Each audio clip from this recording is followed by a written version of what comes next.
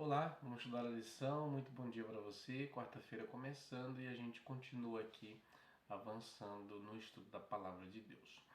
Hoje iremos estudar sobre um paralelo que a lição faz entre a Babilônia moderna espiritual e o que aconteceu na Babilônia antiga com Daniel e seus três amigos. Especialmente iremos analisar aqui o capítulo 3 do livro de Daniel.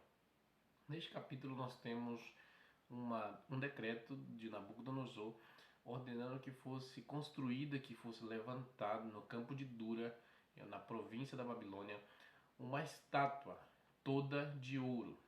Essa estátua e esse metal na forma dessa estátua foi inspirado no sonho que no capítulo 2 Nabucodonosor tivera quando Daniel interpretou para ele, dizendo que ele era, entre os metais da estátua, ele era a cabeça de ouro.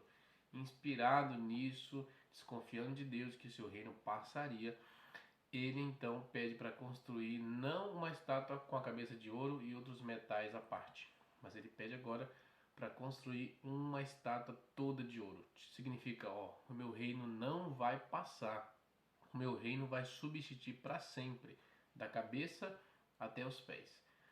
Sabe que eu chamo isso de desconfiança da palavra de Deus, porque Deus havia revelado para ele através de Daniel que o seu reino passaria, o seu reino não seria eterno, mas mesmo assim ele afrontou a Deus construindo essa estátua.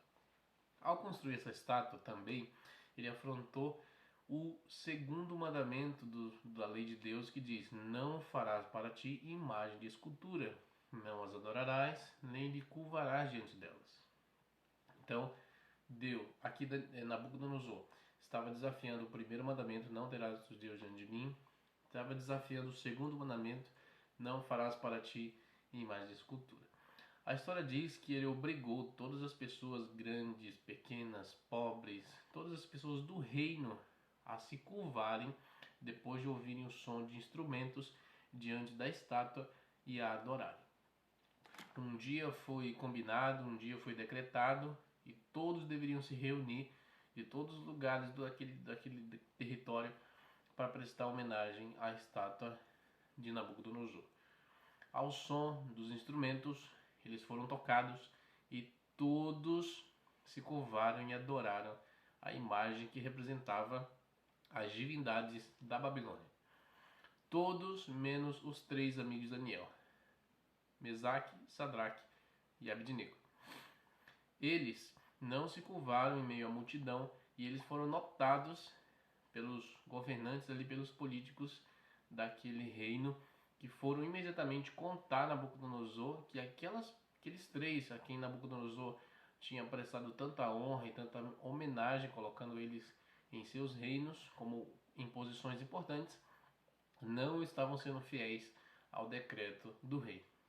Quando Nabucodonosor ficou sabendo disso, o texto diz que ele se enfureceu grandemente, mandou chamar os três jovens e perguntou: por que vocês não prestam homenagem aos meus deuses e não se curvam diante da estátua que eu construí?